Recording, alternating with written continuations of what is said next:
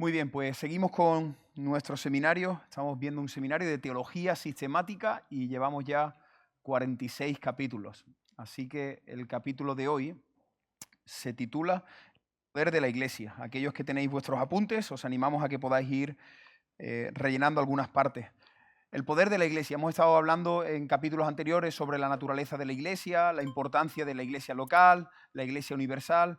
Y bueno, los capítulos están ahí en el canal de YouTube para que podáis verlo y podáis estudiar en profundidad. Y hoy vamos a hablar sobre el poder de la Iglesia. Dios le ha dado un poder a la Iglesia.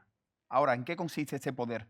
Pues la definición que nos ofrece el teólogo Wayne Grudem, que es el material que estamos viendo, si tenéis ahí, hay que rellenar los siguientes espacios. Dice, el poder de la Iglesia es la autoridad que Dios le ha dado a la Iglesia, la autoridad que Dios le ha dado a la Iglesia para desempeñar, mirad qué interesante, el poder que tiene la Iglesia. Guerra espiritual, proclamar el Evangelio y ejercer la disciplina eclesiástica. Esas son las tres cosas que tenéis que apuntar ahí. Dios le ha dado un poder espiritual a la Iglesia que consiste en hacer guerra espiritual, un concepto que a veces se nos olvida. Dentro de poco en nuestro seminario daremos esta asignatura sobre la guerra espiritual, algo muy importante. La Biblia habla de esa guerra espiritual en la que nos encontramos inmersos todos los creyentes y no podemos olvidar que estamos en guerra espiritual, si no vamos a vivir con zapatillas, cómodos en el sofá, y necesitamos, como dice el apóstol Pablo, vestirnos, ponernos toda la armadura. Así que guerra espiritual. En segundo lugar, nosotros tenemos la autoridad de proclamar la buena noticia del Evangelio. Y en tercer lugar, como veremos hoy, la Iglesia tiene una autoridad dada por Dios para poner a alguien en disciplina, para disciplinarnos mutuamente. Así que esos son los tres puntos que vamos a ver en este estudio. En primer lugar, guerra espiritual. Guerra espiritual. Dice 2 Corintios capítulo 10, versículo 3 y 4. El apóstol Pablo dice, pues aunque andamos en la carne, no militamos según la carne, porque las armas de nuestra milicia no son carnales, sino poderosas en Dios para la destrucción de fortaleza. Aquí Pablo está diciendo que nosotros los creyentes no andamos según la carne, sino que andamos según el Espíritu, y Dios nos ha dejado armas espirituales para poder destruir fortalezas espirituales. Y estas armas, como pone ahí, pues se usan contra las fuerzas demoníacas, porque igual que existe Dios, existe el diablo, hay un ejército de ángeles caídos que son reales, que nos atacan, nos presionan, a los creyentes nos ataca de manera externa. A un incrédulo puede haber una posesión, un demonio puede entrar dentro de una persona, pero no creemos que eso suceda con alguien que tiene al Espíritu Santo, pero sí que constantemente el diablo va a estar haciendo de la suya. Y nos estorban para que no compartamos el Evangelio, para que la Iglesia no progrese, y el Señor nos ha dejado pues muchas herramientas, como la oración, la adoración, la autoridad de reprender a las fuerzas demoníacas en el nombre de Jesús, la autoridad que tienen las Escrituras. ¿Os acordáis cuando Jesús estaba en el desierto, cómo contraatacó con la palabra, ¿no? Escrito está, escrito está. Nosotros tenemos también poder usando la palabra, la fe, la conducta, la santidad de los hermanos de la Iglesia. Y Pablo en Efesios capítulo 6 nos habla de ese conflicto espiritual y nos presenta la armadura que nosotros tenemos. Mira qué interesante, porque a lo largo del Nuevo Testamento vemos algunas escenas de esa guerra espiritual. Podéis rellenar ahí, dice, en Hechos capítulo 13, versículos del 8 al 11, Pablo pronunció un juicio sobre el mago Elimas. ¿Os acordáis? Ese hombre que era un instrumento del diablo. Y Pablo, con la autoridad del Señor, realizó un juicio sobre el mago Elimas que se estaba oponiendo. Era alguien que estaba oponiéndose a la predicación del Evangelio. Eso lo vemos en Hechos capítulo 13.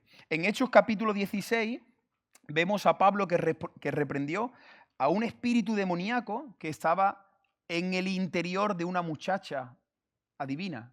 ¿Os acordáis? Esto lo vimos en la serie La Historia Continúa. Cuando estuvimos viendo todo el libro de Hechos de los Apóstoles, vimos que cuando Pablo llegó a una ciudad había una muchacha que estaba estorbando a los apóstoles, impidiendo que la predicación se realizara, y entonces creo que fue al tercer día que Pablo miró a esta chica y le dio una orden al demonio que estaba para que saliera de ella, y esta chica quedó libre. Al librar a Pedro de la cárcel, Hechos capítulo 12, ahí podéis apuntar el testimonio de Pedro. Pedro está ahí custodiado, está en la cárcel y vemos el poder también del Espíritu Santo, el Señor liberando a Pedro de la prisión. Y también otro ejemplo, aunque hay muchos más, en el juicio del rey Herodes Agripa, ¿no? Ahí también vemos la autoridad, la guerra espiritual. Así que podemos ver en Hechos el mago Lima, la muchacha divina, Pedro, Herodes. Así que Pablo se da cuenta que puede usar este poder espiritual no solo contra los que están fuera de la iglesia, que se oponen al Evangelio, sino también contra los que están dentro de la iglesia. Este poder que Dios le ha dado a la iglesia no es solo para aquellos que se oponen contra la iglesia, sino también para aquellos que se oponen desde dentro de la iglesia. Mirad un pasaje, 1 Corintios, capítulo 4, versículo 20. Dice, porque el reino de Dios no consiste en palabras, sino en poder. El reino de Dios no son palabras, es poder. Y nosotros, hermanos, deberíamos de experimentar más eso, que nosotros tenemos un poder a nivel espiritual, con el Espíritu Santo, con la palabra. Esto no es una teoría, esto no es simplemente venir aquí, un estudio, escuchar palabras, no. Nosotros creemos en el poder de Dios y tendríamos que experimentarlo. Fue el mismo poder del Espíritu Santo el que dio muerte a Ananías y a Zafira. ¿Os acordáis de esa escena en Hechos capítulo 5? Dentro de la iglesia sucedió. Hay un poder a través del Espíritu Santo que literalmente le quitó la vida a este matrimonio que estaba tratando de engañar, no solamente a los creyentes, estaba tratando de engañar al Señor. Pedro le dijo, ¿por qué has mentido al Espíritu Santo?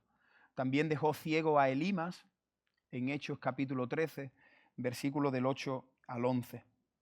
Hay un concepto que estuvimos estudiando y que aquellos que habéis hecho el curso de membresía lo tendréis que tener en vuestra mente, y es el concepto de las llaves del reino. Hay mucha confusión con esto, el tema de las llaves. ¿Qué significa que la iglesia tiene las llaves?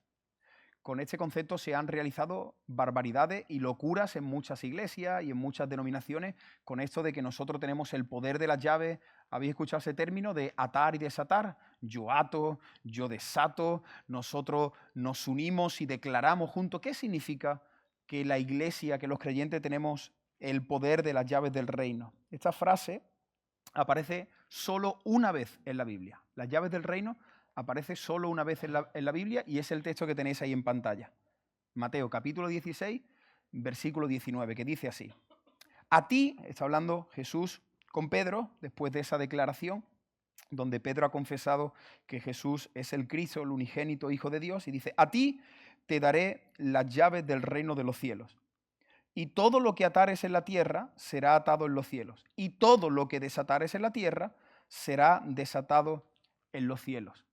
Ahora, ¿cuál es el significado de esta expresión, las llaves del reino? ¿Qué significa? Porque, como hemos dicho, si metes las llaves del reino y pones este concepto en YouTube, te van a salir muchas personas y muchos locos sueltos diciendo barbaridades de este pasaje, sacándolo de su contexto, para llevarlo a un terreno que realmente la Biblia no habla de eso, ¿no?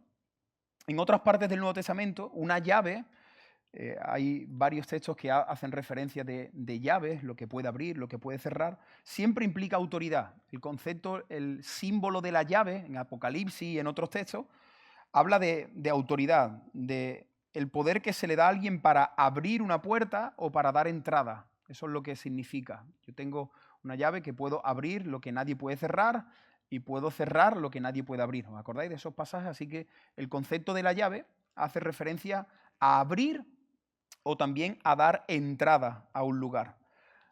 Las llaves del reino, por consiguiente, tenéis que escribir ahí, representa por lo menos, en primer lugar, la autoridad que tenemos de predicar el Evangelio de Cristo. Cuando la Biblia dice que se nos ha dado el poder de las llaves, lo que se nos está diciendo es que se nos ha dado el poder de predicar el Evangelio, de abrir el camino del Evangelio.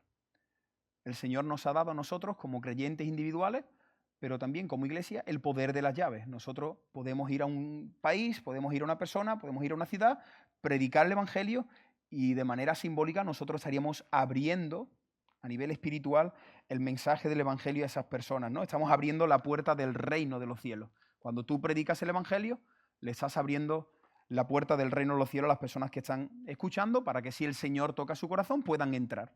Así que ese es el primer significado de este concepto, ¿no? Yo te he dado a ti las llaves del reino sobre esta declaración. Cristo es el Hijo de Dios.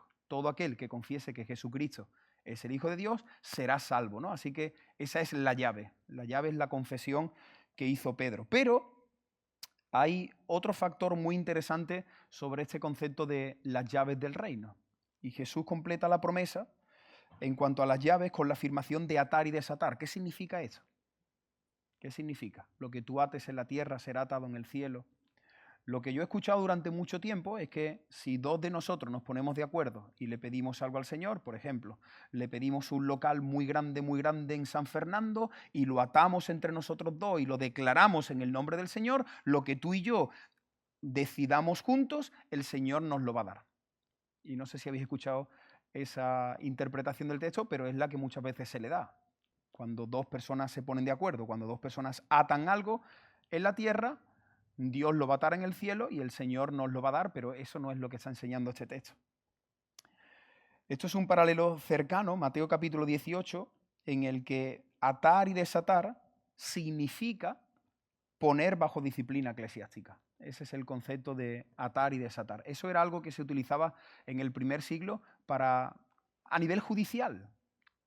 Cuando te caía una condena, cuando hacían algún juicio, ataban el caso y te decían lo que sucedía, si tenías una sanción, si tenías una multa, si tenías algo. Entonces era un término judicial donde te atan y cuando tú quedas libre, cuando tú has pagado, pues desatan.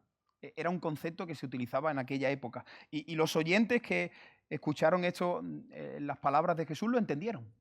El problema somos nosotros, que muchas veces no entendemos la cultura, no entendemos las cosas que sucedieron en el primer siglo, y entonces sacamos estos dos términos y explicamos cosas que no son correctas. Dice, de cierto os digo, todo lo que atéis en la tierra será atado en el cielo. Así que nosotros creemos que tenemos autoridad para ejercer la disciplina dentro de la Iglesia. Ahora, la Iglesia solo puede declarar y enseñar lo que Dios ha ordenado en su palabra. Para que tú puedas poner a una persona en disciplina, tú tienes que abrir la palabra y señalarle lo que está haciendo mal.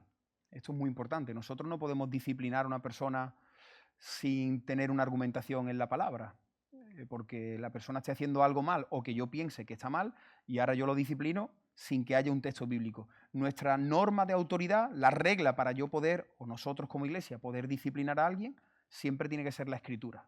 Nosotros abrimos la palabra y le mostramos a la persona que lo que está haciendo no es correcto. Y sobre la autoridad que Dios le ha dado a la iglesia en la palabra, podemos decirle, hermano, si tú no cambias, si tú sigues practicando ese pecado, pues tú estás en disciplina. Y este es el siguiente punto, la disciplina. Vamos a ver aquí, la disciplina eclesiástica. Si alguien está interesado en profundizar en el tema de la disciplina, este es uno de los mejores libros que he leído acerca de la disciplina, del Ministerio de 9 Marcas. Los tenemos todos ahí en nuestra librería. Es un libro finito que se puede leer bastante fácil y se llama La disciplina en la iglesia. Y si alguien no lo quiere comprar y lo quiere leer, también lo tenemos arriba en la librería de la iglesia, en el despacho, ¿vale? Así que este libro trata muy bien el tema de la disciplina. ¿Cuál es el propósito de la disciplina? Este es un tema que lamentablemente ya no se habla en muchas iglesias, y no solamente que no se habla, sino que no se practica. Seguro que los que estáis aquí tenéis en mente iglesias que no están trabajando la disciplina, sino que cada persona hace lo que quiere, tú no te metas en mi vida. Hay gente que dice, no, es que si disciplino a este hermano, pues voy a tener que disciplinar a aquel, y entonces ya se han ido permitiendo cosas y ya en muchas iglesias no se practica la disciplina porque prácticamente tendrías que disciplinar a la mitad de la congregación que poco a poco ha ido abrazando cosas que no son bíblicas. Pero, hermanos, el propósito de la disciplina, lo pone ahí en el primer punto, es restaurar a la persona. Nunca tenemos que ver, yo sé que la palabra disciplina siempre es algo que nos suena feo, ¿no? Y más en la sociedad en la que estamos, tan permisiva, donde ya hoy día ni siquiera los padres disciplinan a sus hijos. Yo sé que hay personas que no llevan bien este término de la disciplina, del castigo o de la vara de la corrección o disciplinar a los niños, ¿no? Son cosas que poco a poco esta sociedad nos ha ido tomando ventaja, cuando dice el apóstol Pablo que nos amoldemos, que no nos amoldemos a este siglo, ¿no? Y la Biblia habla muy claramente de la disciplina en casa, pero también de la disciplina en la iglesia. Y tenemos que ver que el propósito de la disciplina tiene que ser restaurar a la persona, no destruirla. Yo no puedo disciplinar a una persona para decir, ahora te vas a enterar. Que muchas veces según quien discipline, la motivación que hay es avergonzar a la persona, pues ahora ya no vas a servir nunca más, y ese no debería de ser el espíritu, el corazón que tiene que haber detrás de la disciplina. Así que el propósito principal es restaurar y reconciliar al creyente que se ha descarriado, que se ha desviado, que quizás no está con su vida en orden, que quizás ya ni siquiera está aquí en la iglesia entre nosotros. Porque como dice ahí, el pecado, hermano, el pecado siempre estorba la comunión. Si hay alguien aquí entre nosotros que está practicando el pecado, no pecando, sino practicando el pecado, ese pecado está dañando tu relación con otros creyentes. Y no solamente con otros creyentes, sino principalmente está dañando tu relación con Dios. Eso es lo que hace el pecado. Lo vemos en Génesis. Cuando el pecado entró, en Génesis capítulo 3, lo que hizo fue dañar la relación vertical con Dios y la relación horizontal con el prójimo. Eso es lo que hace el pecado. Cuando tú estás mal, vas a estar mal con las personas, vas a estar mal con tu marido, vas a estar mal con tu mujer, con tus hijos, con el pastor, con el hermano o con el jefe del trabajo. Y cuando estás mal, cuando estás ahí en ese terreno del pecado, pues evidentemente no vas a poder disfrutar del Señor, de la plenitud que Dios tiene para tu vida. Por eso Dios quiere reconciliarnos y para eso hay que trabajar con el pecado, hay que mortificar el pecado. Dice aquí que el propósito primario de la disciplina es procurar el objetivo doble de restauración, lo podéis escribir ahí, restauración del ofensor, de la persona que no está teniendo una conducta apropiada. Yo te disciplino para que cambies, para que dejes ese camino, dejes esos hábitos, para que luches con ese ídolo que hay en tu corazón. Y entre nosotros tendríamos que amarnos tanto que tuviéramos la confianza de exhortarnos. Pero llevamos muy mal eso. Llevamos muy mal que alguien venga y nos exhorte, que alguien venga y nos diga, mira, que te estoy observando y veo esto que está mal en tu vida. Y esto es lo que nos enseña la palabra, que tenemos que exhortarnos y disciplinarnos con la intención de decir, hermano, sí es verdad lo que me estás diciendo, me lo estás presentando con la Biblia, ayúdame porque quiero abandonar este camino, quiero girar, quiero volver a estar como estuve hace un tiempo. Y en segundo lugar, pues el propósito de la disciplina es reconciliarte con tus hermanos, con Dios. Hay personas que, como hemos visto hace poco en algunas predicaciones, es muy triste, pero en muchas iglesias hay personas que no se hablan unos con otros, que no tienen sus corazones sanos. Y tengo contra ti que tú hiciste, que me dijiste, y lo vamos acumulando ahí, y al final eso va dañando nuestra relación con los hermanos y también nuestra relación con el Señor. La iglesia en su disciplina está actuando en amor para traer de regreso al hermano. Cuando una iglesia disciplina, es una iglesia que ama, que lo que quiere es traer de nuevo al hermano a la iglesia, restablecerlo, restaurarlo con los hermanos, con su relación con el Señor. Mirad, en Mateo capítulo 18, versículo 15, la esperanza es que la disciplina se detendrá en el primer paso, ¿no? Aquí se nos muestra cuál es el orden que tenemos que dar para realizar la disciplina correctamente, a la luz de la palabra. Y dice el versículo que si te hace caso, has ganado a tu hermano. ¿Qué significa esta expresión? Has ganado a tu hermano. No significa que has ganado el alma de tu hermano, que es salvo, no, sino que has ganado a tu hermano implica que tú has aplicado la disciplina y has podido reconciliar a esta persona. Lo has podido ganar de nuevo.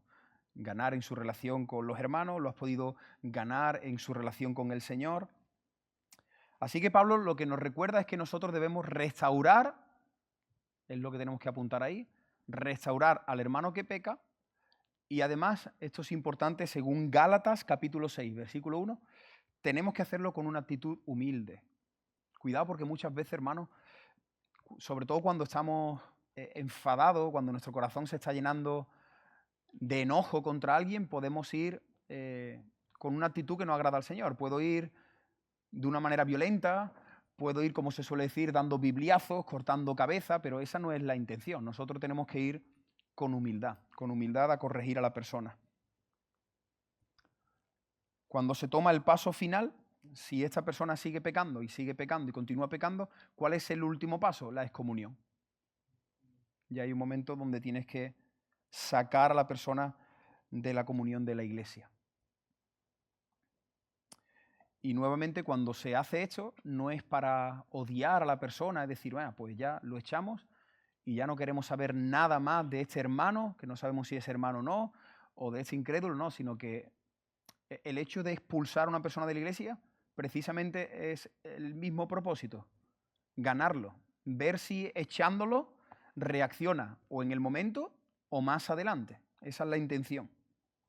Que luego la persona, cuando se vea ya en ese punto, pueda proceder al arrepentimiento, pueda volver, pueda decir, me arrepiento, hermano, quiero volver a la iglesia, quiero volver a ser miembro, quiero volver a estar entre vosotros.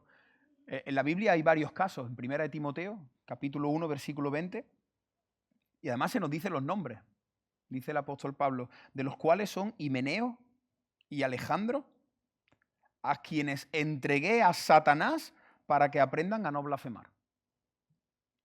Qué fuerte, ¿no? Y además la Biblia nos pone el nombre de las personas que fueron expulsadas de la iglesia. Y ahí esa expresión, entregué a Satanás, hace referencia a eso, ¿no? Como sacarlos y entregarlos al mundo para que Satanás, si son del Señor, pues les pegue un buen zarandeo y vuelvan a los caminos, y si no son del Señor, pues terminarán perdiéndose, ¿no? Hay otro versículo que dice, estaban entre nosotros, pero no eran de nosotros. Así que esta expresión de entregar a Satanás no es darle el alma a Satanás, sino entregarlo al mundo, ponerlo en manos de Satanás para que ahí realmente pueda demostrar si es un verdadero creyente que vuelve en algún momento o no. 1 Corintios capítulo 5, versículo 5, hablando de otro caso, dice, el tal, esa persona, el tal, sea entregado a Satanás para destrucción de la carne, a fin de que el espíritu sea salvo en el día del Señor Jesús. Si os dais cuenta, es la misma expresión.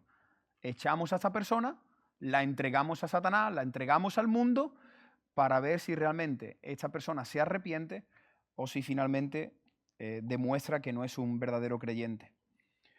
Así que en primer lugar, la disciplina es importante porque estamos restaurando a la persona. Estamos restaurando a la persona. Pero en segundo lugar, ¿por qué es importante la disciplina en la iglesia? Porque, hermano, cuando nosotros disciplinamos, estamos impidiendo que el pecado se extienda a otros. Esto es súper importante. Una iglesia que no disciplina, lo que va a suceder con el paso de los meses es que el pecado se va a ir extendiendo, y si alguien hace algo y no se le dice nada, pues entonces a los meses otro también lo hará, y cuando tú quieras corregir a esa persona, ¿qué te va a decir esa persona? Y aquel. Y ya estamos perdidos. El autor de Hebreos le dice a los creyentes que se cuiden. Mira lo que dice Hebreos capítulo 12, versículo 15. Dice, mirad bien, no sea que alguno deje de alcanzar la gracia de Dios, que brotando alguna raíz de amargura os estorbe y por ella muchos sean contaminados. He marcado ahí la parte esa final, muchos sean contaminados, porque lo que tenemos que entender, y esto no se nos puede olvidar nunca jamás, que tu pecado me afecta a mí. Y mi pecado te afecta a ti. Eso no lo cree el mundo, pero nosotros sí. Nosotros creemos que aquí somos un cuerpo, somos una familia. Y mi pecado te afecta a ti. Si yo como pastor de la iglesia, yo estuviese cometiendo un pecado durante tiempo que nadie conoce, créeme que eso afectaría mucho a la salud espiritual de esa iglesia. Te afectaría mucho a ti. Igual que tú, si tú estás practicando un pecado, pero luego pierdes el temor de Dios y subes los domingos arriba a dar clases de la escuela dominical y a enseñarle a los niños el pasaje, la historia que te toca, pero el sábado tú sabes lo que has hecho, ese pecado que tú estás haciendo está afectando a nivel espiritual a la iglesia. Hermano, esto es muy importante. Y este debería de ser un motivo también para que las iglesias exijamos que se realice la disciplina correctamente, con amor, con la intención de restaurar. Hace poco yo recibí una nota de audio de una persona de otra ciudad que tenía, la persona estaba muy cargada porque tenía este problema en su iglesia. Decía, yo sé de una persona que está practicando un pecado grave, que está en la alabanza, he hablado con el pastor, se lo he dicho, el pastor lo sabe, pero no se está haciendo nada. Y entonces, bueno, su pregunta era como, ¿qué tengo que hacer? Si me voy de la iglesia, si no. Bueno, seguro que luego al final algunos me hacéis esa pregunta. Así que luego, si queréis, hablamos de eso.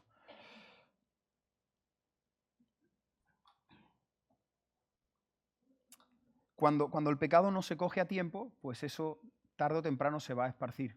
Muchas veces me habéis escuchado decir, ¿no?, que el pecado es como el cáncer.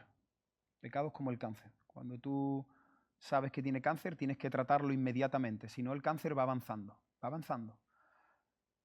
Silenciosamente, va avanzando y no te das cuenta y piensas al principio que estás bien, pero luego a los meses vas y te hacen otra prueba y dicen, ya el cáncer no lo tienes solamente aquí, sino que lo tienes en otro órgano, y así sucede con el pecado. Va avanzando, poco a poco. Mira qué fuerte lo que Pablo hizo en 1 Corintios capítulo 5, hemos leído antes ese texto, pero Pablo le dijo a los corintios, por medio de una carta, que sacaran de la iglesia al hombre que estaba viviendo en incesto, estaba teniendo relación sexual con alguien de su familia, para que el pecado no afectara a toda la iglesia. Pablo dijo abiertamente, a ese sacarlo, expulsarlo. Si no se disciplinaba a ese hombre, los efectos del pecado se iban a esparcir a muchos otros y verían que la iglesia pues prestaba poco atención, ¿no? Por eso Pablo dice, no, nosotros vamos a atacar esto desde la raíz. Y esto lo que iba a hacer es que los creyentes pensaran que el pecado no es tan malo, ¿no? Si yo sé que ese está en pecado, como el caso que acabo de mencionar de este hermano que me preguntó, y el resto de las personas lo saben, al igual que lo sabe el pastor, pues entonces los demás interiormente lo que van a pensar es, esto no es tan grave. Si esta persona está viviendo así y está ahí, entonces esto no es tan grave. He puesto aquí un ejemplo y me gustaría decirlo para que quede claro.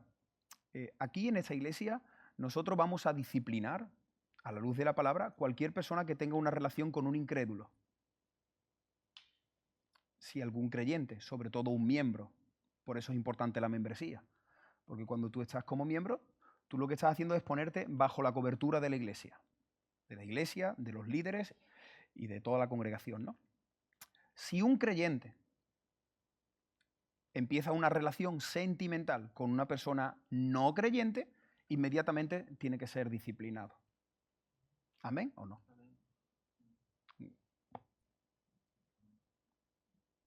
Claro, esto no lo vas a escuchar ya tú en muchos sitios, en casi ninguno, lamentablemente.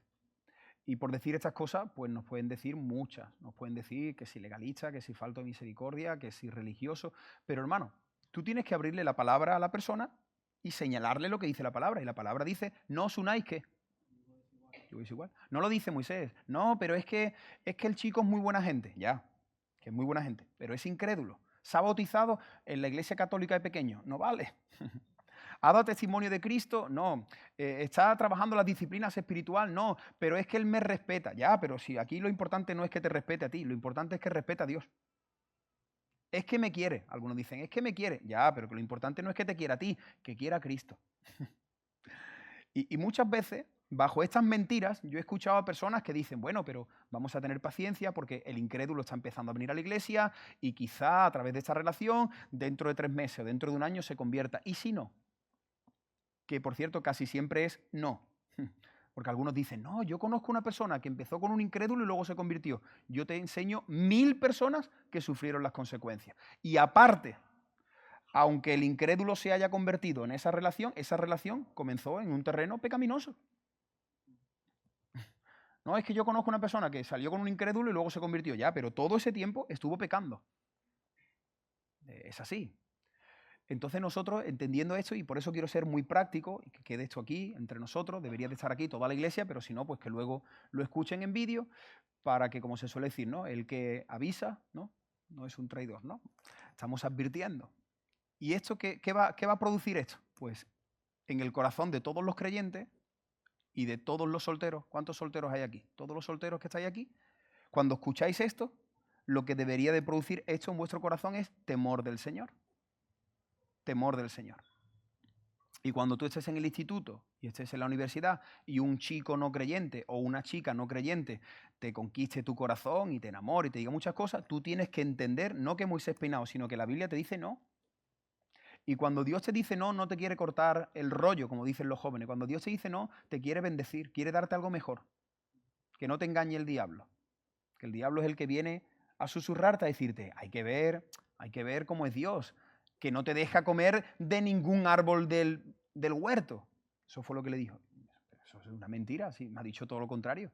Me ha dicho que coma de todos, menos de este. Y el diablo siempre va a venir a susurrarte de que puedes comenzar esa relación, de que tranquilo, de que lo ocultes, de que, bueno, pues si aquí en la iglesia no te aceptan, cámbiate de iglesia y vete a otra iglesia donde sí acepten esa relación. Sí, quizás vas a ir a otra iglesia donde sí acepten esa relación, pero Dios va a seguir estando en contra de esa relación. Y la intención de ser así tan claro, y disculpad que sé que suena bueno, muy claro y puede sonar así un poco radical o violento, pero ¿cuál es la intención? Cuidar a la iglesia. Esa es la intención. Yo podría no decir nada y pasar página, mirar para otro lado, y si ahora hay un jovencito que empieza con una chica no creyente, pues decir, bueno, tranquilo, venga, tú haz las cosas bien. Ahora, ¿qué va a pasar? Que en el momento que un chico empiece con una chica no creyente y lo permitamos, ¿qué va a pasar si a los meses otro empieza? ¿Qué va a pasar? Claro. Pues la iglesia poco a poco se va a llenar de este tipo de relaciones y ya vamos a estar limitados. Ya no vas a poder disciplinar porque lo primero que te va a decir la persona es ¿y aquel? Y tú no vas a poder decir nada, te vas a tener que callar. Y por eso, como hemos dicho al principio, hay muchas iglesias que no practican la disciplina porque ya van tarde. Y entonces, para empezar a disciplinar, a lo mejor un pastor tiene que empezar con su hijo. Tú dices, ¿y ahora voy a quitar yo a mi hijo delante de todo el mundo? O voy a decirle a esta persona que durante un tiempo no puede estar enseñando a los niños, o le voy a decir a esta persona que no puede venir ni a barrer. Pero todo esto es importante. Pablo también dijo a Timoteo que debía de reprender en presencia de todos. Mira qué fuerte, no solamente a los creyentes. Pablo le dice que tienen que disciplinar incluso a los líderes de la iglesia, a los ancianos. Primera Timoteo capítulo 5, versículo 20. Dice, a los que persisten en pecar, repréndelo delante de todos, para que los demás también teman. Así que uno de los propósitos de la disciplina es traer temor de Dios al corazón de la iglesia. Hay un pasaje que lo muestra muy claro, ya hemos hecho referencia a él, es en Hechos capítulo 5. ¿Os acordáis cuando Ananías y Safira pecaron? Dice el texto, es muy interesante ese texto. Hicimos una predicación cuando vimos la serie de Hechos. Creo que se llamaba Temor en los corazones. Si alguien no lo ha visto, os recomiendo que podáis ver esa predicación, Temor en los corazones. Dice el texto que cuando Ananías y Safira murió, a continuación tú sigues leyendo y sucedieron dos cosas. Uno, que vino temor de Dios sobre toda la iglesia. Toda la iglesia dijo, que este matrimonio ha muerto por mentir. Así que aquí no estamos en la asociación de vecinos. Esto no es mi barrio. Esta es la iglesia del Señor. Vino temor, que es lo que tiene que venir a nuestro corazón cuando escuchamos estas cosas. Pero luego tú sigues avanzando en el texto y dice que vino temor a los incrédulos. Los incrédulos, cuando escucharon lo que había pasado allí en la iglesia, dice que ellos también tenían temor de decir, allí no se puede entrar de cualquier manera, allí el que entra en esa iglesia, allí en medio de esa iglesia está Dios y hay un matrimonio que ha muerto por mentir y todo eso se escuchó por toda la ciudad y trajo temor a los creyentes y también a los incrédulos. Porque la intención de la disciplina, como vemos aquí en este tercer punto, es proteger la pureza de la iglesia y el honor de Cristo. Ese es el propósito, proteger la pureza, la santidad, la belleza de la iglesia. Me encanta un versículo en Cantares que dice, tú eres huerto cerrada, esposa mía, amada mía, un huerto cerrado. Y está comparando ese huerto con la iglesia del Señor. La iglesia no es un campo donde aquí cualquiera puede entrar de cualquier manera y hacer lo que le dé la gana. No es un huerto. No sé si habéis visto alguna vez las personas que tienen un huerto con delicadeza, que lo cuidan, que lo riegan, que están mirando ahí el fruto, ¿no? Y el Señor, de una manera romántica, aunque está hablando también de la relación entre el esposo y la esposa, pero Cantares también apunta en última instancia a la relación entre Cristo y la iglesia y le dice, huerto eres, amiga mía, esposa mía, cerrado, ¿no? Eres para mí, este huerto es para mí. Y nosotros, a través de la disciplina, lo que queremos es cuidar el huerto del Señor y que este huerto florezca y que las flores de este huerto seamos cada uno de los que estamos aquí. Algunos estáis hoy muy serios, otros estáis ahí con mucho frío, pero sois florecitas del Señor. Ahora estáis más felices, más guapas las flores.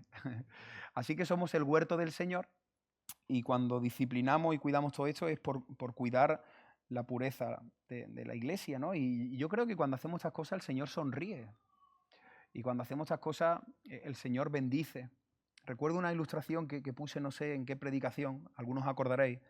Creo que fue ese pasaje, ¿no? Cuando dice que el Señor añadía cada día a los que habían de ser salvos. ¿Os acordáis? Que dice que tenían todo en común y perseveraban en la doctrina. Esa fue la predicación. Y al final yo puse, no sé si saqué una cuna o saqué un carrito o algo saqué así, y os puse esa ilustración, ¿no? De que una madre que va a depositar a su hijo en un carrito, en una cuna, ¿pondría a ese niño en una cuna que está manchada, que huele mal y que ha visto que debajo de la almohada sale una cucaracha? ¿Pondría una madre a su bebé chiquitito en ese lugar? No, no lo haría, una buena madre o un buen padre. ¿Por qué? Porque tú quieres lo mejor para tu bebé. Y me acuerdo que en esa predicación decíamos eso, ¿no? Mira qué interesante, dice el texto, que cuando los creyentes vivían así, ¿no? Y muestra todas las características de cómo era la vida de los primeros cristianos, la consecuencia fue, y el Señor añadía cada día los que debían de ser salvos. Por supuesto, nosotros tenemos que predicar, tenemos que evangelizar, pero yo estoy convencido, y así lo he experimentado tanto aquí como en otras muchas iglesias, que cuando una iglesia es bíblica, cuando una iglesia cuida todas estas doctrinas y cuida la disciplina, y es una iglesia no perfecta, pero una iglesia sana, el Señor va mandando personas allí. Esa iglesia crece. El Señor añade a su iglesia aquellos que han de ser salvos. Pero también he visto a iglesias que están practicando el pecado, que no son bíblicas, y allí durante años no hay conversiones, no hay bautismo. De hecho, una iglesia se tendría que replantear por qué van pasando los años y la iglesia no está creciendo. Tendríamos que pensar por qué la iglesia va pasando los años y no hay conversiones, por qué van pasando los años y no hay bautismo. No siempre tiene que ser este un motivo, porque uno puede plantar una iglesia en un lugar perseguido o en un lugar donde el Señor no tenga tanto pueblo y puede ser ese el motivo. Pero a veces me da la sensación que las iglesias no crecen más porque nos hemos alejado mucho de la Biblia, no estamos viviendo tanto en santidad y estamos permitiendo muchas cosas. Y cuando el Señor ve que el carrito del bebé, que la cuna está así, no añade. Así que todo esto lo hacemos también por el honor de Cristo, por su nombre, por su fama. Hermano, cuando nosotros disciplinamos a alguien, es para que esa persona sepa que su testimonio no solo está dañando a la iglesia, su testimonio está dañando el nombre de Cristo. Cuando un cristiano se le ve, no sé, en una discoteca, en la feria, a las 4, a las 5 de la mañana, bailando cosas que no tenemos que bailar, bebiendo más de lo que tenemos que beber. ¿Sabes qué pasa? Que el pecado está dañándote a ti, está dañando a la iglesia, pero está dañando el nombre del Señor. Está dañando el nombre del Señor. Y eso debería de ser lo que más nos duela en nuestro corazón. Dañar el nombre del Señor, la fama de Cristo. Que la gente te vea y te diga, ah, tú eres cristiano, ¿no? Esto es ser cristiano. Ah, entonces tú eres como yo, lo único que el domingo vas a la iglesia. Y eso daña el nombre de Cristo. De hecho, hay un versículo en Romanos que dice, por causa vuestra, de cómo estaba viviendo la iglesia, dice, por causa de vosotros, el nombre de Cristo está siendo blasfemado. Así que nosotros protegemos la pureza de la iglesia, pero también el honor de Cristo. Que la gente vea que nosotros somos la luz del mundo, que somos la sal, que vamos a contracorriente. Pablo anima a los creyentes a que se esfuercen por mantener la unidad. Efesios capítulo 4, versículo 3, dice, solícitos en guardar la unidad del Espíritu en el vínculo de la paz. La importancia de proteger la unidad del Espíritu. Y mira qué fuerte este pasaje, que seguramente lo habéis leído, y es un texto que muchas veces no sabemos cómo encajarlo, pero en 1 Corintios capítulo 11, el pecado no confesado y la práctica de pecado en esta iglesia trajo enfermedad física y muerte.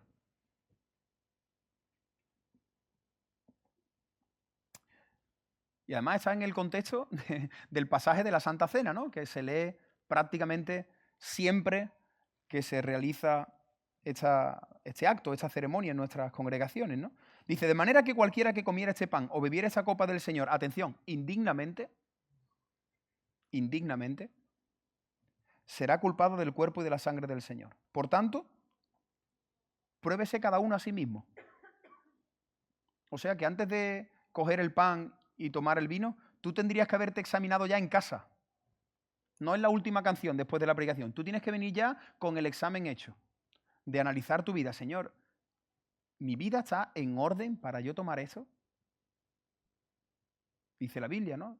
Si te acuerdas que tienes algo con tu hermano, deja la ofrenda, arregla las cosas y luego ofrenda. Pues cuánto más si te acuerdas que hay un pecado ahí que estás practicando, un ídolo que te tiene prisionero y que tú estés tomando la Santa Cena como si nada, un trocito de pan y una copa de vino. Sí, eso es pan y es vino, pero que a nivel espiritual tú estás diciendo, Cristo, a mí no me importa tu sacrificio.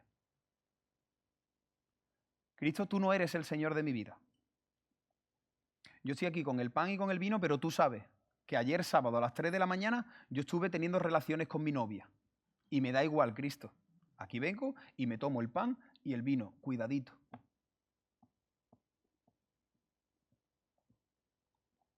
Pruébese cada uno a sí mismo y coma así del pan y bebe de la copa. Ahora, no quiero entrar mucho en este tema. Hay un estudio que dimos, también es ahí en nuestro canal, sobre la Santa Cena. Yo creo que lo importante es no dejar de tomar la Santa Cena. Yo animo a la gente a que no deje de tomar la Santa Cena, porque muchas veces hay personas que dicen, bueno, dejo de tomar la Santa Cena y no hacen nada y se llevan así mucho tiempo. Como que, bueno, no tomo la Santa Cena y me quedo así en mi vida. No. Yo te animo a que tomes la Santa Cena y que arregles tu vida. Porque de hecho la Santa Cena es un momento de gracia. El Señor te está diciendo, ven y come, pon en orden tu vida. Pero lamentablemente yo conozco de casos de personas que dicen, voy a seguir como estoy y no tomo la Santa Cena durante meses. No. Lo que te está diciendo el Señor es, arregla tu vida y participa de la mesa. Porque si no, el diablo te puede llevar a ese terreno de hacerte pecar y quedarte ahí en ese terreno de decadencia espiritual y que todo el mundo sepa que el pan y el vino pasa por delante de ti y nadie sabe lo que está pasando en tu vida, porque hay personas que además no toman la Santa Cena y no dicen por qué no están tomando la Santa Cena. Yo creo que nosotros aquí, entre nosotros, deberíamos de cuidarnos, que si yo veo a un hermano que no toma la Santa Cena, preguntarle. Y no tener ese pensamiento de yo no me voy a meter en su vida. Claro que te tienes que meter en su vida, pero si es la manera que tú tienes de amarlo. Una pregunta. Imaginaros que vosotros ahí me veis a mí 3 meses no tomar la Santa Cena. Bueno, el pan, todo el mundo, a la de 1, 2 y 3. Y hago así con el pan, ¡pum! Venga, y ahora todos bebamos juntos de la copa.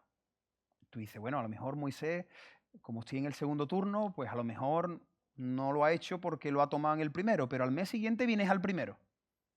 Y te das cuenta que otra vez pongo la copita aquí y dejo... Una pregunta, ¿vosotros dejaríais, os pregunto, dejaríais que el pastor de la iglesia no tomara la Santa Cena? Alguien tendría que preguntar, un hermano del consejo o cualquier hermano. Mira, Moisés, perdona, es que te estoy observando y es que no tomas la Santa Cena. ¿Por qué? Os pongo ese ejemplo para que entendáis que lo mismo que haríamos con un pastor, tendríamos que hacer entre nosotros. No con la intención de ser cotilla y de saber lo que está pasando, sino con la intención, como hemos dicho desde el principio, de restaurar a la persona. Hermano, que te estás perdiendo un festín, que te estás perdiendo un banquete, que este es el momento más importante de la semana, donde estamos recordando el sacrificio de Cristo, mirando hacia atrás y mirando hacia adelante la esperanza gloriosa de que vamos a estar con Él, y tú te lo estás perdiendo. ¿Qué te está pasando? Y si, hermano, si no me lo quieres decir a mí, busca a otro hermano y díselo, pero no sigas así. Y dice a continuación Pablo, dice, porque el que come y bebe indignamente, sin discernir el cuerpo del Señor, juicio come y bebe para sí. Por lo cual, mira qué fuerte, por lo cual hay muchos enfermos y debilitados entre vosotros y muchos duermen. Y aquí no está hablando de dormir, de echarse la siesta de 3 a 5. Que dormir, este concepto es, y muchos mueren. Si pues nos examinásemos a nosotros mismos, no seríamos juzgados. Mas siendo juzgados, somos castigados por el Señor para que no seamos condenados con el mundo. Bueno, hay muchos detalles ahí de este texto. Como hemos dicho, hay un estudio, si alguien quiere profundizar más sobre la Santa Cena.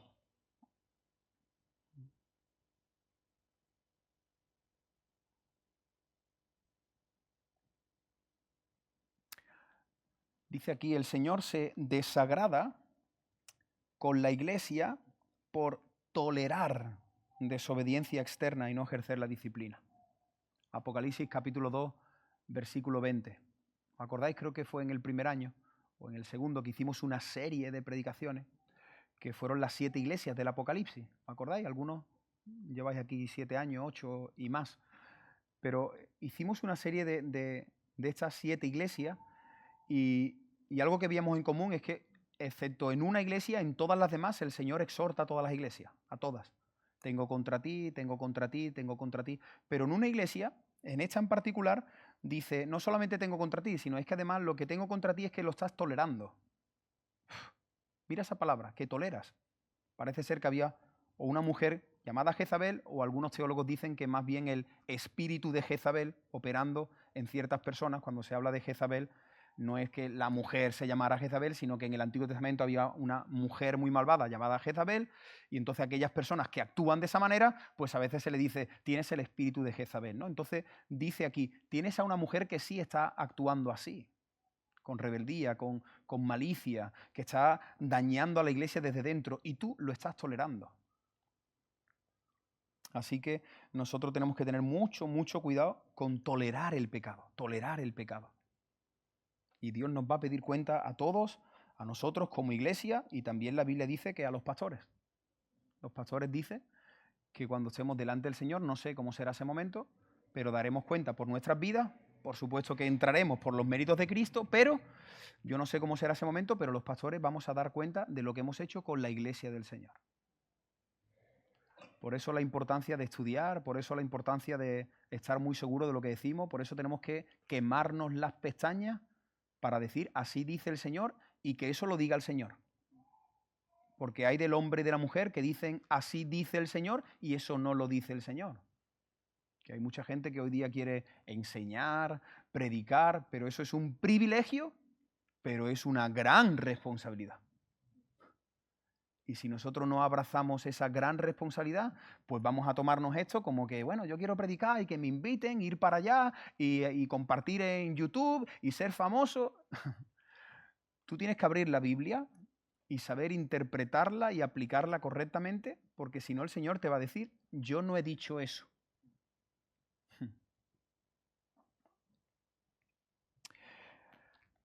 Seguimos avanzando. ¿Por qué pecados se debe ejercer la disciplina? Mirad qué interesante este punto. ¿Por qué pecados hay que ejercer la disciplina?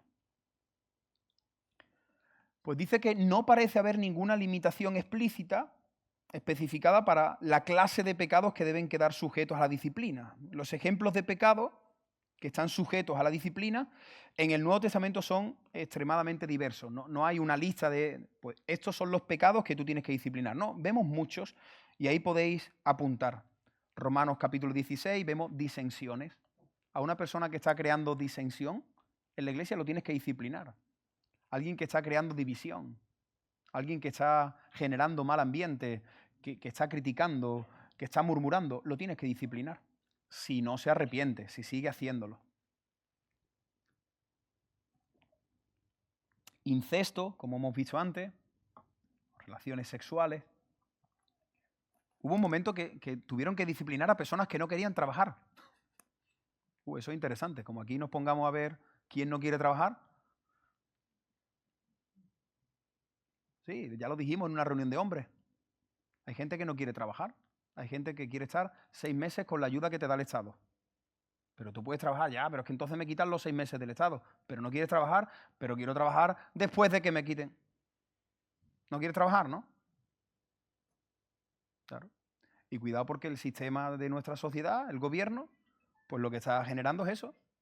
Gente que dependa del Estado, que no quiera avanzar, que no quiera prosperar, que hacer ahí una especie de comunismo donde se enriquecen los que están arriba y nosotros estamos sujetos a sus ayuditas. Y la Biblia dice que, sobre todo, especialmente, y ya lo hemos visto, el hombre tiene una responsabilidad de trabajar. Entonces, nosotros tenemos que trabajar. Y si hay alguien que no quiere trabajar, pues entonces habrá que hablar con esa persona y disciplinarlo. Que no coma, dice en ese texto. El que no quiera trabajar, que no coma. Parece ser que en ese tiempo pues, la iglesia estaba creciendo, la gente estaba ofrendando, no había ningún necesitado, era el amor de Dios visitando la tierra. Pero algunos caraduras dijeron, ¿esto qué? ¿Que todos los domingos me dan el carrito de la compra y me lo llevo a casa? Sí, pero ¿tú estás trabajando o no quieres trabajar? Y algunos también porque pensaban ya de cómo el Señor venía, ¿no? Eran las dos versiones que se cree que podía estar pasando, ¿no? Algunos podían estar ahí aprovechándose y otros dicen, bueno, pues como el Señor viene, pues ¿para qué voy a trabajar si el Señor viene? Y Pablo dijo, el que no trabaje, que no le llenen el carrito de la compra. Y a veces no, se mandan mensajes, hermano, hace falta limpiar una casa, hace falta ir al tal sitio y hay que pintar, y hace falta ir y coger escombros y descargar un camión. No, yo quiero la ayuda, no comas. En 2 Tesalonicense dice que pusieron en disciplina a personas que desobedecieron lo que Pablo escribió. Y no porque Pablo dijo, aquí se hace lo que yo digo, no, sino es que lo que Pablo escribió fue inspirado por el Espíritu Santo. Entonces Pablo escribe y dice, si alguien no obedece lo que está aquí escrito, en disciplina. La blasfemia, enseñar doctrinas heréticas, disciplina. Todos los pecados que fueron disciplinados explícitamente en el Nuevo Testamento eran pecados conocidos públicamente, o pecados que son evidentes. Ese es el tema también, que claro, yo no puedo disciplinar algo que no es objetivo, algo que yo no puedo ver, algo que yo no puedo analizar a la luz de la palabra. Entonces, pues tú eres un orgulloso, claro, como no lo estés evidenciando, como yo disciplino algo que no es visible. Pues yo te disciplino porque creo que tú tienes temor al hombre, porque tú eres un mentiroso ya, pero eso tienes que tener algo que yo pueda señalar para poder disciplinar. Capítulo 3. ¿Cómo se debe aplicar la disciplina eclesiástica? ¿Cómo se aplica esta disciplina? He estado recordando esta mañana que creo que el segundo retiro de iglesia, si no recuerdo mal, el segundo o el tercer retiro de nuestra iglesia, vino el pastor William Graham, pastor en Almería, y él tocó el tema de la eclesiología, tema de la membresía, la iglesia local, la misión, el evangelismo. Y ahí en nuestro canal de YouTube, si no lo habéis visto o si hace tiempo que no lo habéis visto, podéis ponerlo de nuevo. Él tocó un tema que se llamaba la disciplina en la iglesia. Lo ponéis ahí en nuestro canal, la disciplina en la iglesia, Will Graham, y ahí él nos mostró a la luz de la Biblia cuál es el orden de cómo se tiene que aplicar la disciplina en las congregaciones. Primero, se debe mantener el conocimiento del pecado dentro del grupo más pequeño posible. Esto es importante, hermano, porque nosotros somos expertos en hacer todo lo contrario. Yo sé que alguien está pecando y ahora cojo y se lo digo a uno y se lo digo a otro. Eso no dice la Biblia. La Biblia dice que si tú sabes que alguien está pecando, que vayas y se lo digas a él a solas.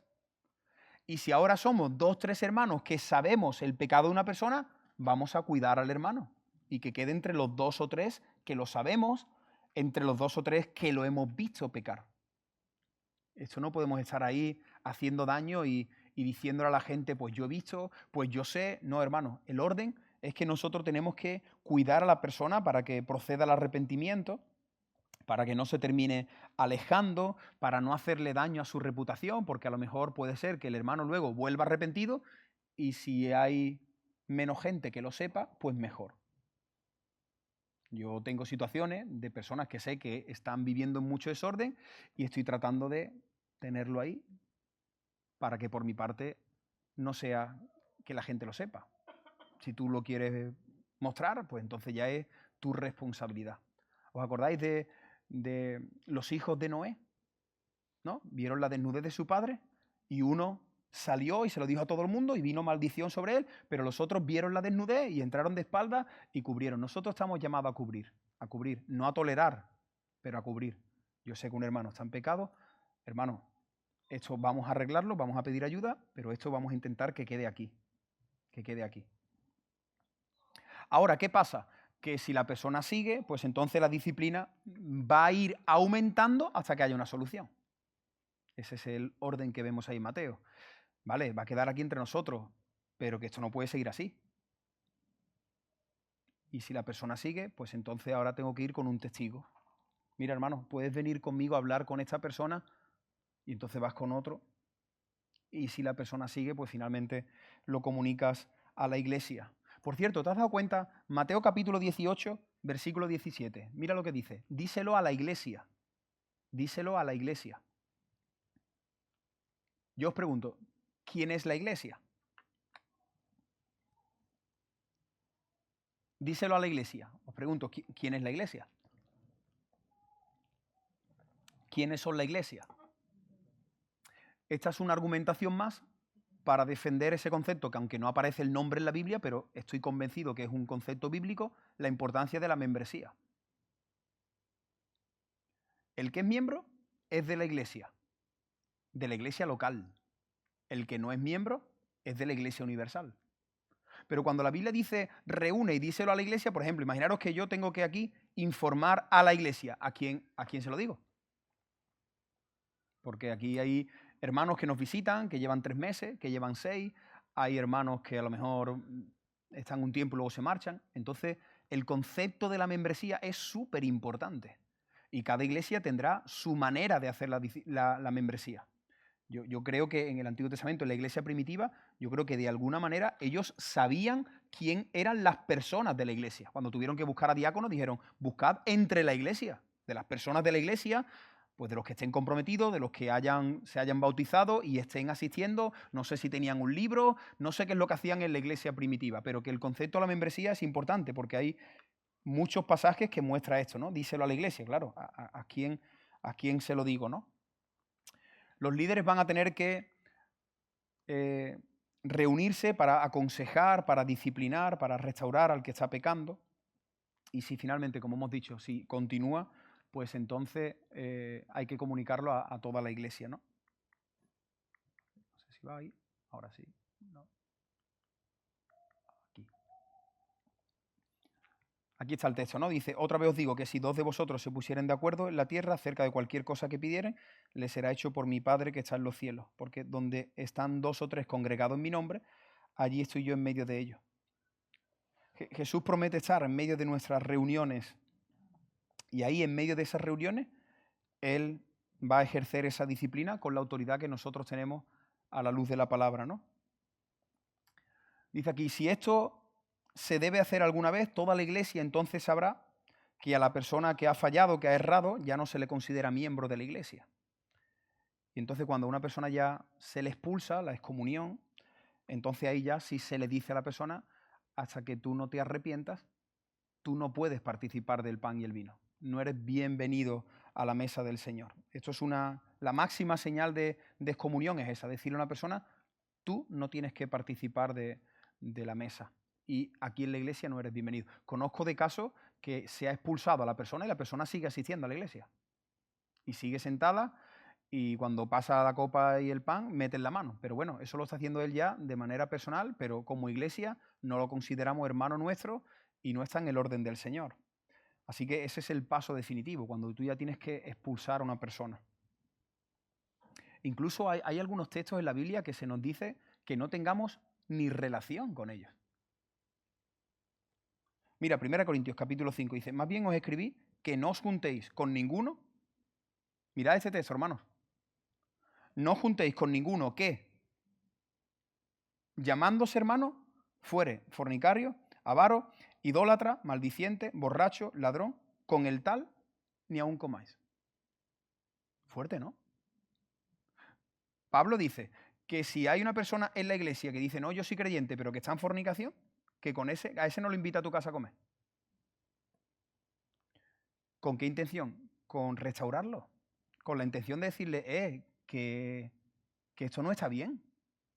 Que yo sé que tú estás en fornicación y tú no vas a estar conmigo aquí como si todo fuese, a no ser que la persona no sea creyente. A no ser que la persona no sea creyente. Pero una persona que dice, llamándose hermano, exhórtale, dile, esto no está bien. Segunda Tesalonicenses. Pero os ordenamos, hermanos, en el nombre de nuestro Señor Jesucristo, que os apartéis, atención otra vez, de todo hermano que ande desordenadamente y no según la enseñanza que recibisteis de nosotros.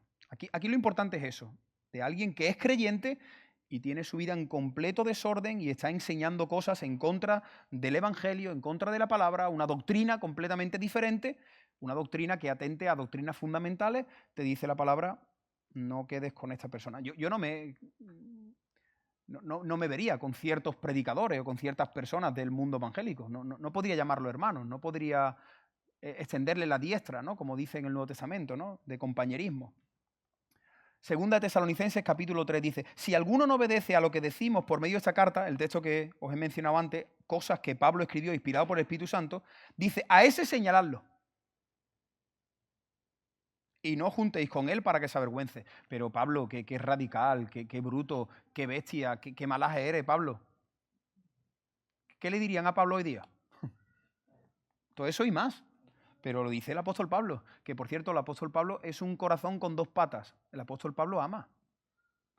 Que no nos equivoquemos, que el que te ama te dice estas cosas. Es que tenemos un concepto muy distorsionado del amor. Creemos que el amor es tolerar. Creemos que el amor es, bueno, no pasa nada, tú sigue así y sigue tocando. Eso no es amar. Amar es entrar tú en tu casa y ver a tu hijo pequeño que tiene un cuchillo y qué es amar a ese niño, qué es amar al niño. ¿Qué tienes que hacer si ves al niño con un cuchillo? Eso es amar. El niño se va a poner a llorar, no lo entiende, pero es que te estoy quitando eso porque no quiero que te dañe. Pero el concepto tan sutil del amor de este mundo es permitir, tolerar. Mas no lo tengáis, mira qué interesante el versículo 15, qué bonito. Dice, mas no lo tengáis por enemigo, sino amonestarle como a un hermano. No se trata ahora de que vayamos por ahí volviendo a lo que hemos visto, murmurando, criticando, diciendo es un desgraciado, ese va al infierno. No lo tengas como un enemigo. Es como un hermano que en ese momento ha perdido el norte, no sabe dónde está a su izquierda, a su derecha y está en el terreno de la decadencia espiritual. Segunda de Juan capítulo 10 dice, si alguno viene a vosotros y no trae esta doctrina, no lo recibáis en casa. Aquí ya está hablando específicamente de gente que eran lobos, ¿no? Que estaban predicando que Jesucristo no había resucitado en cuerpo, que estaban enseñando que la salvación era por Cristo y también con obra, bueno, enseñando cosas que eran completamente contrarias al Evangelio. Y dice, no le abras la puerta, no le digáis bienvenido, porque el que dice bienvenido participa. Siguiente punto, la disciplina a los líderes de la iglesia. A los líderes también hay que disciplinarlos. Primera Timoteo capítulo 5, del 19 en adelante. Dice, contra un anciano, obispo, pastor, es lo mismo, no admitas acusación. Aquí lo único que cambia es que por el lugar de autoridad que tienes, tienes que presentar una acusación con 3 testigos. Tienes que ir con 3 personas para acusar a un líder. Por el lugar que ocupa de autoridad, no porque sea más ni menos, sino porque tú tienes que estar seguro y tiene que haber 3 personas que sepan que realmente lo que ha sucedido es así y que vayas a confrontarlos. Dice, y a los que persisten en pecar, aquí la palabra importante es esa, a los que persisten en pecar, repréndelo delante de todos para que los demás también teman. Si os dais cuenta es lo mismo, es el mismo orden, lo único que en el caso de un liderazgo pues se pide un mayor número de testigos. Te encarezco delante de Dios y del Señor Jesucristo, de sus ángeles, que guarde estas cosas sin prejuicio, no haciendo nada con parcialidad.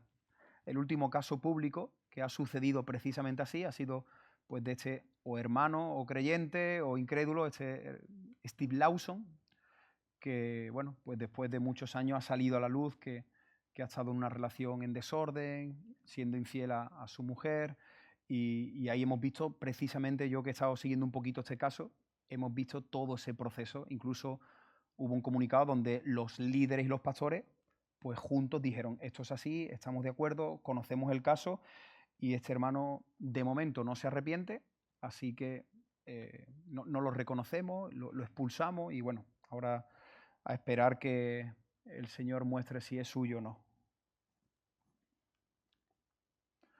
Dice, se debe exigir evidencia de 2 o 3 testigos. El mandamiento de Pablo de reprender públicamente a un anciano que peca quiere decir que se debe dar a la iglesia alguna declaración. Cuando se dice reprender en público, cuando ya se llega a ese punto, tienes que dar una información. Claro, tú no expulsas a una persona de la iglesia y ahora los miembros dicen, bueno, pero ¿por qué? Ahí ya, sin entrar en detalles, a veces sin entrar en detalle, pero decir, mira, esa persona ha cometido infidelidad, esta persona sabemos que ha robado, esta persona sabemos que, bueno, hay que dar una información a la iglesia. Pero por otro lado dice, no se debe revelar a la iglesia todo el detalle del pecado. Una pauta útil es que a la iglesia se le debe decir lo suficiente de modo que entiendan lo serio que ha sido la ofensa. Aquí en estos años ha habido algunas personas que de aquí se han ido en desorden. De aquí, de nuestra iglesia, se han ido en desorden. Y nosotros, por amor al Señor y por amor a esas personas, no hemos querido decir todos los detalles porque podríamos dañar mucho más su testimonio. Y lo hemos hecho porque queremos que el Señor trate con esta persona o con este hermano y pueda o volver aquí o pueda volver a otra iglesia y que su nombre y su testimonio y su reputación no se vea tan dañado. Pero podríamos coger aquí y decir, este hermano se ha ido por esto, por esto, por esto, por esto, por esto, por esto y por esto. Y todo esto lo sabemos yo y 4 más y nosotros. Pero creo que ese no es el espíritu que el Señor quiere, sino que callamos por amor. Decimos, este hermano se le ha dado de baja o este hermano se ha ido, este hermano no se ha ido bien, se ha ido por esta situación que ha pasado, pero intentamos no entrar en detalle por cuidar, porque quién sabe si el día de mañana el Señor lo toca y vuelve, ¿no? Porque ahora todo el mundo tiene que saber todos los detalles de lo que ha sucedido, ¿no?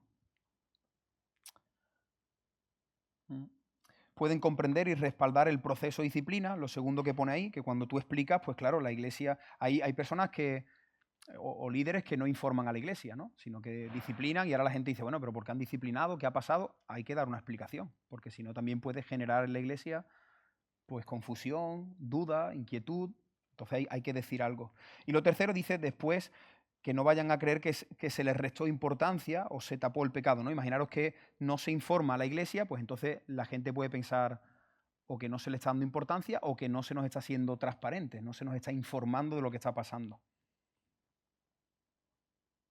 Dice, tal revelación pública de pecado de un dirigente será señal a la congregación de que los líderes de la iglesia no les esconderán los asuntos que sucedan en el futuro y esto aumentará la confianza de la iglesia en la integridad de la junta, ¿no? de toda la iglesia reunida. Cuando un pastor da explicación de esto, pues la iglesia ve, ¿no? Pues mira, se nos está informando de lo que está pasando. Al dirigente se le trata de forma diferente porque su vida debe ser intachable, es lo que enseña la palabra, ¿no? Irreprensible. Otros aspectos de la disciplina eclesiástica. Ya estamos terminando. Una vez que haya tenido lugar la disciplina, tan pronto como haya arrepentimiento, en cualquier etapa del proceso, bien sea a solas con la persona, con un testigo o luego comunicándolo a la iglesia, si hay arrepentimiento, la persona tiene que volver a la comunión, tiene que volver a su ministerio, tiene que volver a lo que se le quitó. Segunda de Corintios, capítulo 2, versículo 7, dice, así que al contrario, vosotros más bien debéis perdonarle y consolarle para que no sea consumido de demasiada tristeza.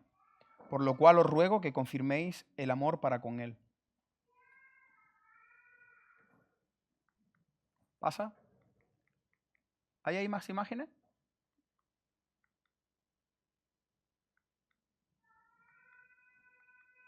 Ahí están llamando a un papá o una mamá.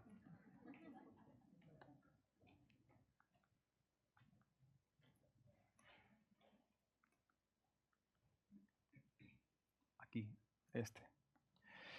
Dice, nuestro propósito en la disciplina nunca debe ser castigar por un deseo de venganza.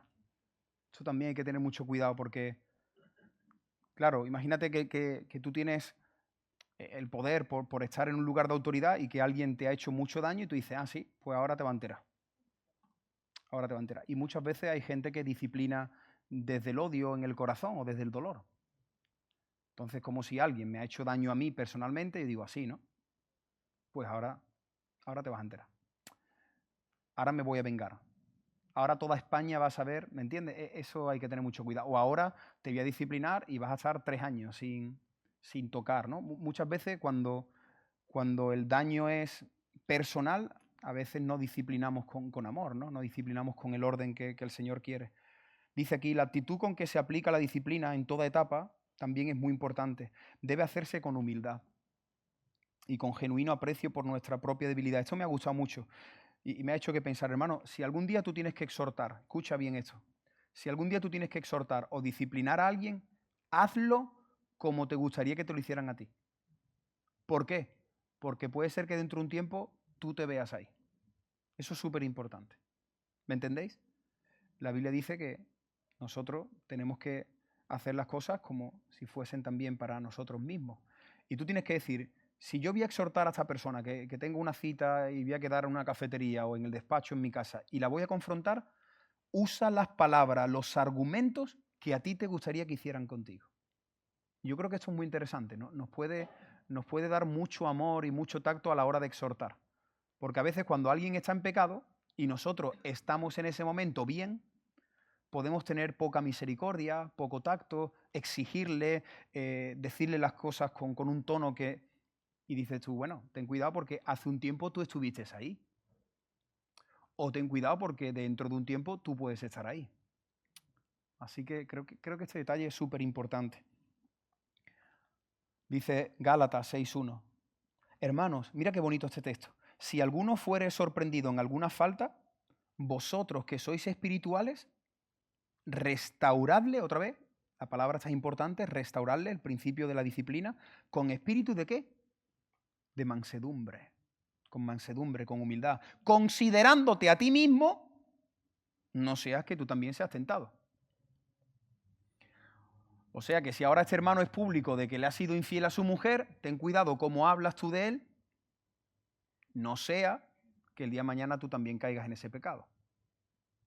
Y ahora cuando yo he estado viendo esta noticia, he escuchado a algunas personas que desde mi opinión creo que no han hablado con un tono de amor, ¿no? Porque al final esto yo creo que nos tiene que entristecer, ¿no? Que una persona haga esto, ¿no? Pero si ahora yo me pongo ahí y lo despellejo, pídele al Señor que no te pase a ti el día de mañana.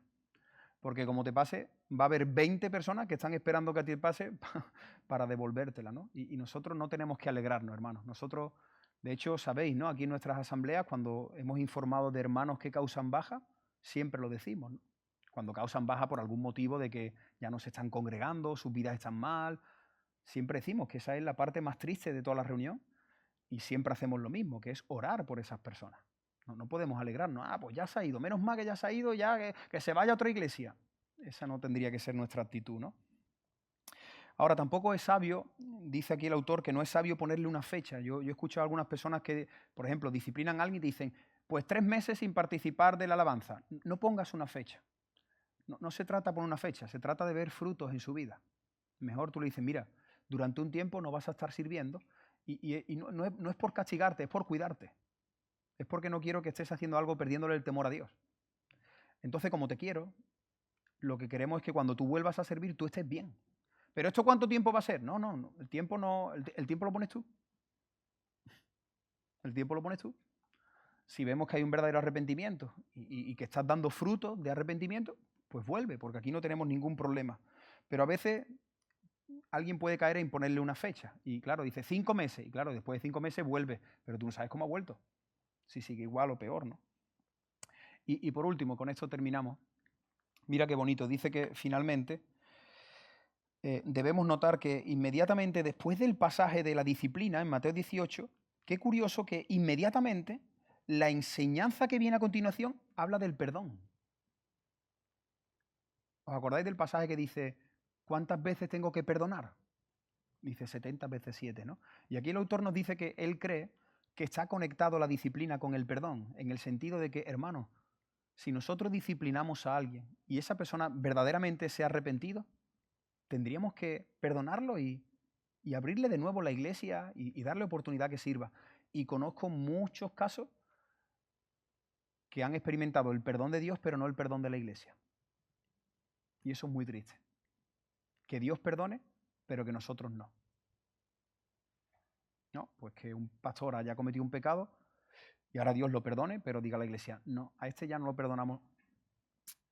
Claro, hay muchos matices con todo esto, ¿no? En cuanto al tiempo, a según qué pecado, cómo es el proceso de restauración, pero hermano, que nosotros, al igual que esa parábola del hijo pródigo, nosotros tenemos que alegrarnos cuando vemos un hermano que vuelve. Cuando vemos un hermano que ha vuelto en sí, diciendo, he pecado contra vosotros, he pecado contra Dios. Cuando la persona vuelve así, nosotros tenemos que hacer una fiesta y decir, mira, coge de nuevo tu instrumento, coge de nuevo tu ministerio, sirve al Señor. Lo que perdiste, aquí el Señor te lo da. Y muchas veces nos falta esa misericordia, esa humildad y esa gracia para perdonar a aquellos que han sido ya perdonados y restaurados por el Señor, ¿no? Así que cerramos aquí, que la disciplina siempre pueda ser restaurada con el perdón, de la misma manera que el Señor nos perdona a nosotros, que nosotros podamos perdonar y eso es una alegría cuando conocemos a alguien que ha sido disciplinado y que luego lo vemos de nuevo aquí con nosotros sirviendo con gozo. Eso tiene que ser una alegría. No podemos estar pensando en lo que hizo porque ya pidió perdón y ya el Señor lo ha perdonado.